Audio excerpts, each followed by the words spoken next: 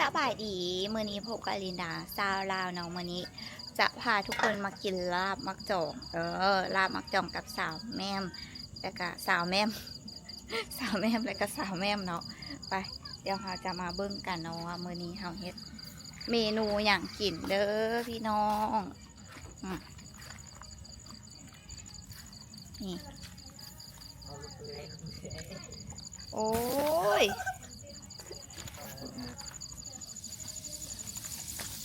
นี่อันนี้ก็คือป่านินเนาะที่เราจะมาเฮ็ดลาบมักจองกินกัน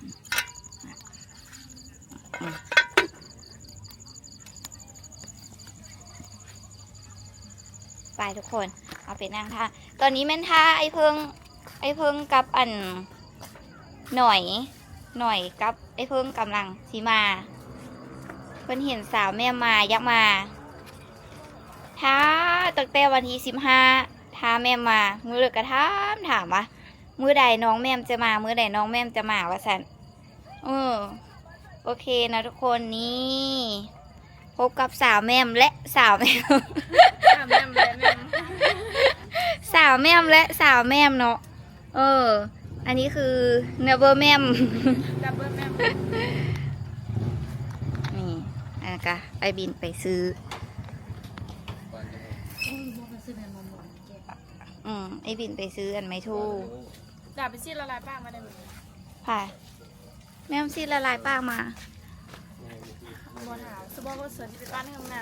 ำอันนี้ซีป้ามาไปป้านซีดกับหมอถาวว่าอยู่คลินิกไม่เราอยู่ใส่ MK ทัดหลวงผลเจริญว่ะทัดหลวงผลเจริญคักอยู่เนาะบอลไม่กินท่าเลยเด้อกินท่าเลยเอ็นอะไรข้าวสุกลาวาปิโน่นี่อันนี้กระพกกับสาวอ้นนะจ๊ะอันนี้มือล่ะข้าวอบไว้นั่นแหละเมื่อคืนจนพอ12 โมงหากก็ไปบวชมาแล้วทุกคนหากก็ออกจากการจำศีลมายุกันเลยลืมโซนมอนที่ไปวันที่เลยไปฮอตทางวันที่2ไปอีกวะเดือนหน้าวันที่1กับวันที่2เดือนหน้า1 กับ 2ไปน้ำคันประธานได้ไปกินไปน้ำเด้อโอเคนี่อ้วนหากะมาวันเดี๋ยวจะไปเอ็ดแล้วได้กินข้าวมื้อวันที่ฮัลโหลก่อนวันเดี๋ยวได้ก็ได้วันนี้แม่ไปวัดและกินข้าวบ่เบิดฮะวันที่ฮัลโหลก่อนครูบาหายคือครูบาจมวันที่1วันที่2เดือนหรือเดือนหน้าวันที่1ดอกอีล่าวันที่ที่5ซ่าที่5ไปซ่าพักผ่อนนิดนึงซ่าดอกกะเลวันที่1ที่2เป็นยังอยู่ลืมเลยเนาะเบิ่งก่อนที่3ที่4ซ่าเบิ่งตื่มก่อนพี่น้องว่าอันนั้นก็แม่เบิ่งว่าสะทึกมือวันลือหนาปฏิทินก่อนวัดอะไรก็คืนวัดไซยาสีวัดสินสัญลามเปลี่ยนซื้อเพื่อนล่ะวัดไซยาสีลืมวันที่3เลยหันวันอันเบิ่งเลยไปก็วันวันที่3ถึงวันสินยื้อแม่นต้นในวันที่2แม่นต้นสิวานะวันที่2ตัวไปขอเงินน้ำเปิ้ลน่ะนะเปิ้ลละเฮ้อนะแต่มาฟังขนาดเลยขอเงินก็ได้เงินแล้วแม่บ่ไปอีกเลยมันบ่แล้วก็ไม่ได้ไปอีกเลยมีธุระเนาะแล้วก็มีแต่ว่าได้เอาเงินไปเฮ้มันนั้นดิฝากไปไม่ได้ไปเลยต้องได้ไปวันที่ต้องได้ไปวันที่15 ค่ำวันที่วันเลยวันที่3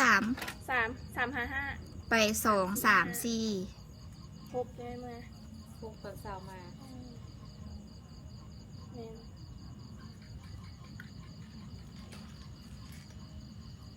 พบกับ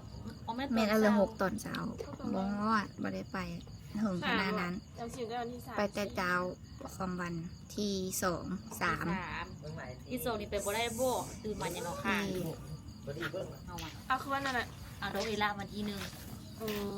เพราะฉันก็ได้ไปวันที่3ไปวันที่3ตอนเช้าเอา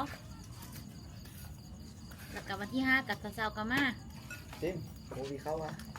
โมวีเข้าอะไรถ้าขันไปมือคุณชิถ่วงเลยอันนี้ครูบาหาเราไปมาลูกพี่กับลูกพี่อันนี้แม่สิไปเฮ็ดด่างเนาะทุกคน มีแต่คนทวงว่างามแล้วสิไปเฮ็ดหยังแต่ว่าจ่ายมันชอบจ่ายมันมัก มันบ่งามตัวเองเราบ่งามนะคนอื่นเรางาม อืมยังงามตื้ม แซ่บเว้ย แม่มันดีหลังจากที่เฮ็ดนมปล่อยเป็นยังไง โอเค โอ้สวยขึ้นเนาะ สวยขึ้น อ่า ก็สวยนมก็สวย เบิ่งแม่ทุกคนดินดากอาสิไปเฮ็ด800 โอ้800cc เลยนะ แตกเลย ถ้าได้ก็อันเฮาเฮ็ดดังค่ะนะ 350,000 ว้า350,000 บาททุกคนเอ้ จัง ย เราจะกินต้มมี่บัดนี้ ได้รถคันหนึงเนาะเอาค่ะว่า อยากได้แฟนสวย อยากได้แฟนงาม ต้องได้ได้มีเงินนะต้องได้มีเงิน นิดนึง มีนิดนึงให้แฟนจ้ะ ฮะ ตืมให้สักครึ่งนึงจ้ะเนาะ ตื้มไว้สักครึ่งหนึง บ่ให้มันก็ได้ให้ครึ่งนึงก็เอา ค่าดอกเอาแพงแล้วยังต้องเอาเงินไปสัญญกรรม อีเวนแฟนงามก็ต้องหาเงินมา แม่ ให้ไปเฮ็ดศัลยกรรมบ่แม่นไปหาผู้ใหม่เนาะ บซันกะไปหาเอาผู้ไม่ซะเนาะ กันว่าอยากได้แฟนงาม เขาคือสิว่ากูไปตั้งแต่แสนแรกแล้วกูเวทให้มึงดอกสิเนาะ ว่าไม่ได้เด้คนเขารักจริงเนาะ เออ เขาก็ปลูกมันต้นไง พี่ก็ปลูกมันต้นปีหนึ่งพี่ก็ปลูกอ้อยปีหนึ่งแล้วก็ ได้ตังค์มาเท่าไหร่ก็จะให้น้องไปทำดั้งหมดเลย นมไทยคือสายปีดอก ใจปาม เขาก็ปลูกอ้อยเด้เขาก็ ใจป่า ปีหนึ่งก็ได้หลายแสนบาทเด้กะซ้ำนี้ให้น้อง น้องผู้ชายนี่แม่นชื่อน้องน้องฟิล์มน้องฟิล์มจักปีน้องฟิล์ม 16 มีแฟนจักคนอะไรน้องฟิล์ม 2 มักรุ่นเอื้อยหรือรุ่นน้องฮะน้ำดื่ม มักรุ่นไอ้ มักรุ่นเอื้อยหรือรุ่นน้อง ได้เบิร์ด เดเวิร์ดโอ้สลัดตอบเลยดี ถือว่าสลัดตอบแฮง บ่มักรุ่นไอ้หว่ะ เดเวิร์ดประเสริฐก็ตอบเป็นกลางไว้ก่อนแล้วเนาะ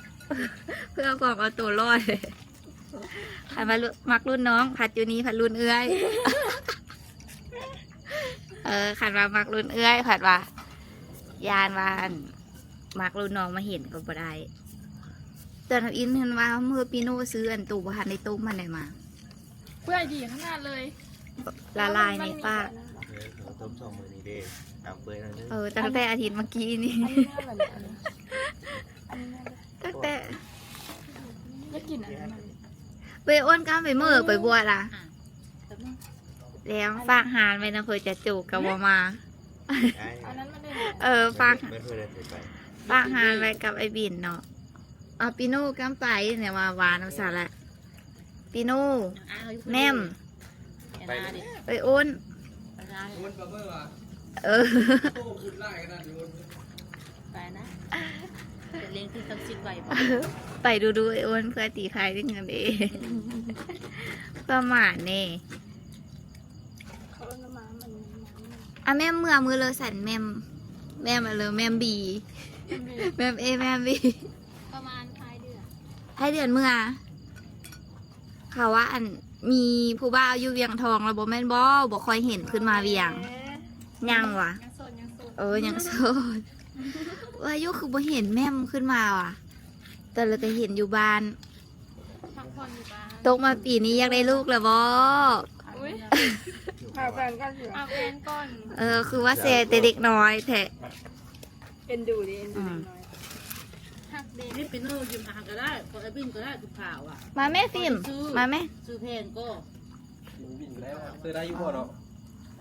ได้ ไอ้บินจะสอบทุกคนยังเหลือเฟืออ่ะ สุดโจกกับสุดนึ่งเลยแซ่ถามโทรถามเสยเลย ยืมสุดโจสุดหนึงเขาให้สุดหนึง บ่มีการเอ็ดอันเนี้ยไปเพิ่นภรรยาอีกข้างนอกไอบีนี่เป็นคนใส่ใจมาก หาโบกไอ้ดู ว่าบอกว่า นี่ทุกคน มาลองซีเบื้องอันซีนละลายในปาก มานั่งไหมฟิล์ม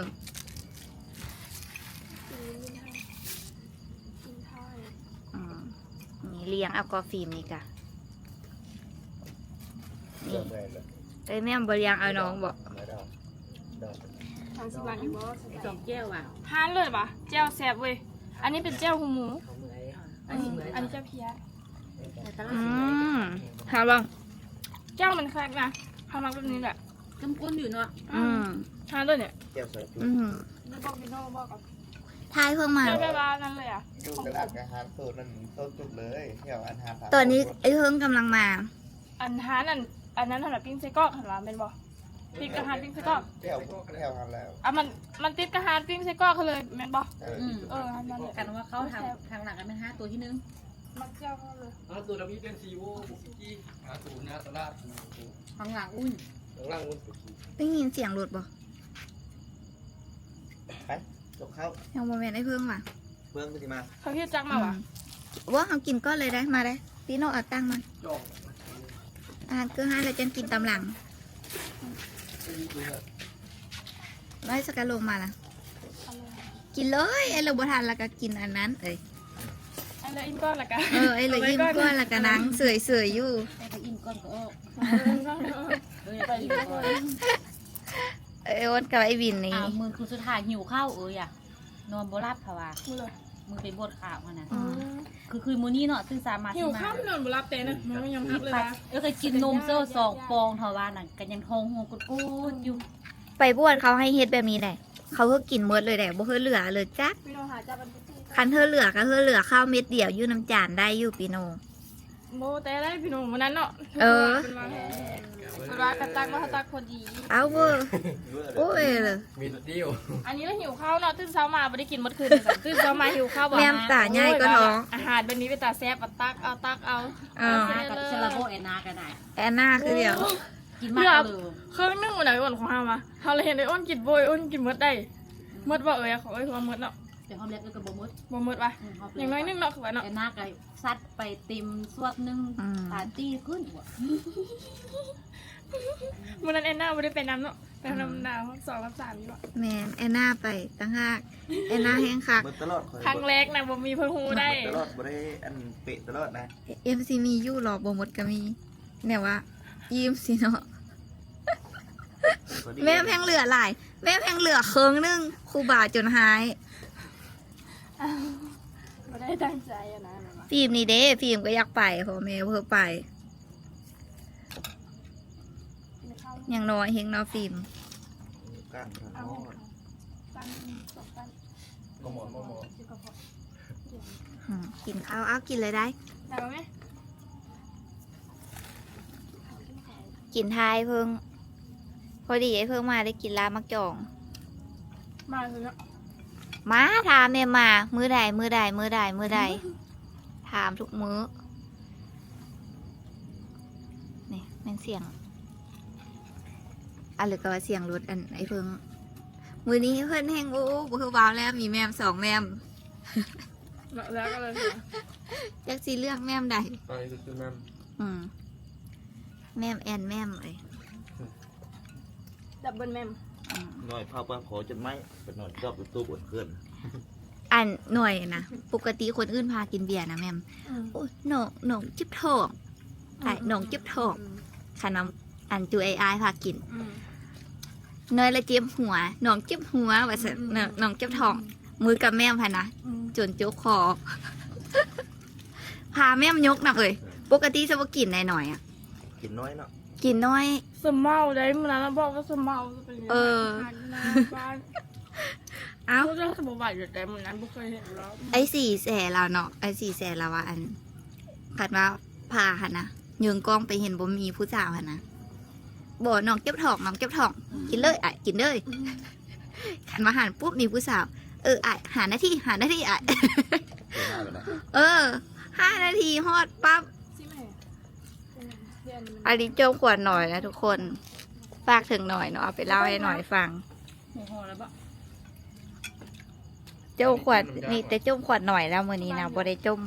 ขวดไผ่เนาะคลิปนี้คลิปเรียวๆเลยถ้าบ่ได้ตรงได้ตัดเลยเนาะเอาจะลง แกเดียวเลยจ้ะ ลงให้พี่น้องได้เบิ่งเลยผายักเบิ่งคลิปอินดาแม่นอันเบิ่งคลิป9ไปก่อนช่วงนี้หันบ่ค่อยได้ลงคลิป ช่วงนี้บ่ค่อยได้มีหมู่ทายนำเนาะ พ หัวหน้า ก็เลยว่าบ่ได้ถ่าย บิ๊กเอเลย อาบน้ เอากำลังกายแล้ว ำเดี๋ยวมื้อนี้เฮาลาไปก่อนเด้อบ๊ายบาย